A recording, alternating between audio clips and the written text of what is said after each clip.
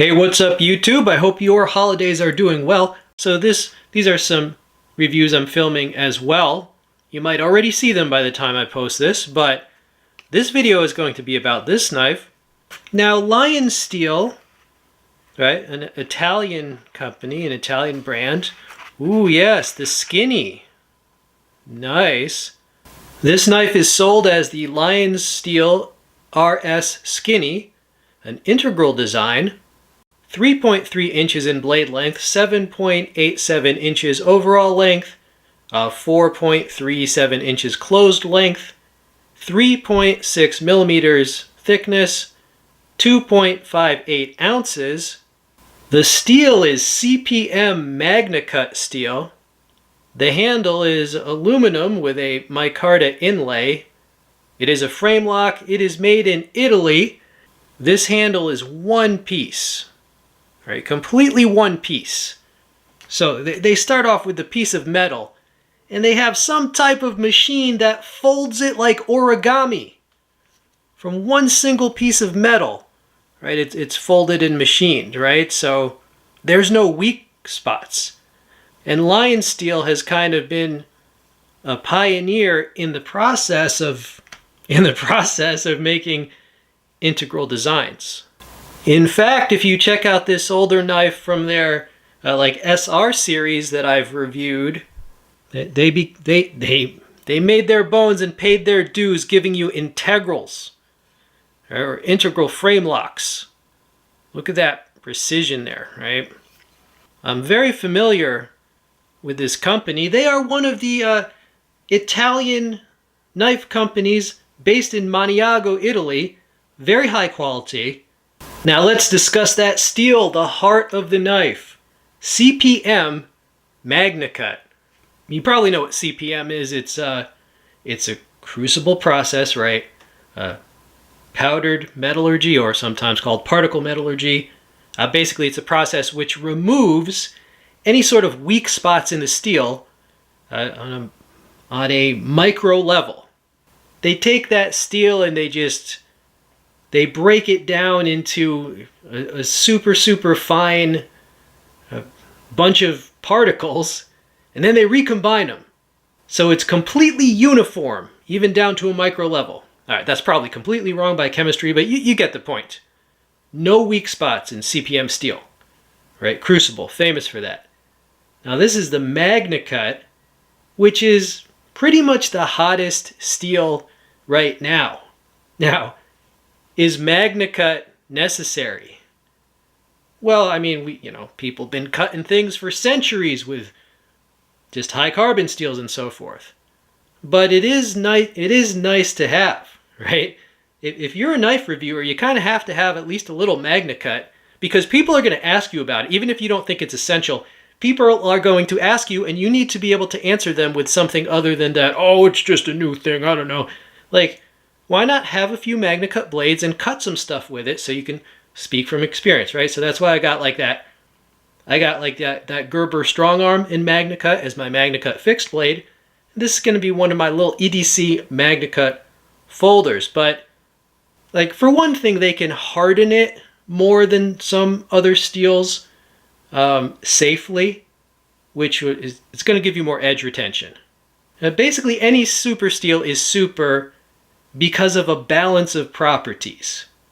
So in case you're just trying to think if you want to buy this knife, let me give you a close-up flyby, and you can just see it in detail. Right, you've got that micarta inlay, nice. You've got some cutouts there. I mean, total precision machining. Right, skeletonized pocket clip. You've got that lanyard hole there. It's a frame lock. You've got that insert as well. That's how they did that. Nice and rounded. And then you've got a very small, unobtrusive flipper. Oh, and you have ball bearings in the pivot. All right. You hear that train? It's my offhand, but there you go. Right, so even though it's a small flipper, it seems to work well. That was my offhand, and I'm like snaking around the freaking tripod, and it still came out well. And a little bit of a stone wash on the blade. It did come very sharp. And the whole point of this, I mean, they're calling it the skinny, right? We get it. It's supposed to be easy to carry. Here's a nice comparison for you with another blade that I'm reviewing at the same time. It's a Chop 2 from North Mountain Blade. So one interesting thing about these, they were around the same price, at least at the time that I purchased them, which is around $160. So this is the type of stuff you can get for $160 or thereabouts these days. Of course, the North Mountain Blade is a little more scary, definitely, with that tanto. And it's meant to be heavy. You know, it's meant to be, I would say, a functional collectible. Right, so a little bit of a different philosophy there than the light and slim, right, with the drop point, and you got, you know, the Sanmai Tanto, right, versus the drop point. You got CPM Magna Cut versus the Japanese quote magic steel, right, from Hitachi. But these were two of my pickups for the November sales that were going on leading up to Christmas. So my Christmas is already great. I already opened the presents. So there's just a little comparison for you.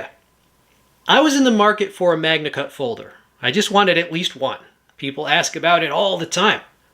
And I was looking for a Best Tech. They had a Best Tech Swordfish in Magna Cut for about $105, but they were sold out of the color that I wanted. Right? In fact, they discontinued the color that I wanted. So I was like, all right, well, I guess I can't get one.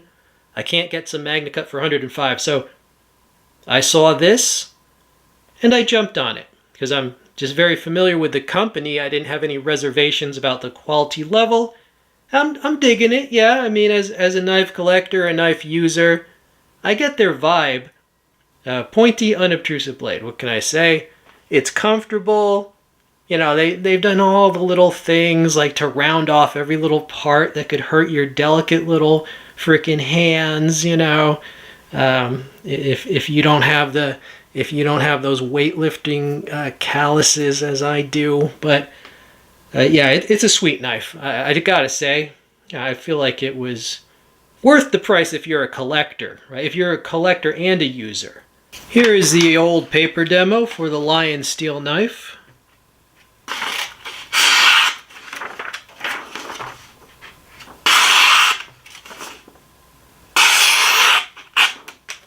Alright, so not bad at all. Alright, so there you go. I'm sure the prices on Magna Cut will go down eventually, but right now this is a good buy for the Magna Cut.